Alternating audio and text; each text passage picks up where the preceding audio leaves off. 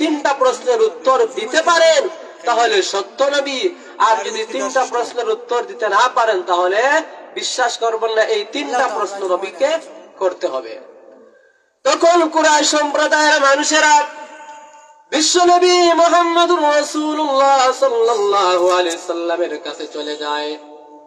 নবী করিম সাল্লাল্লাহু আলাইহি সাল্লামের কাছে চলে যাওয়ার পর এক নম্বর প্রশ্ন করে, ও নবী, আমি আপনাকে তিনটা প্রশ্ন করব, যদি এই তিনটা প্রশ্নের উত্তর দিতে পারেন তাহলে আপনাকে নবী হিসেবে মানব।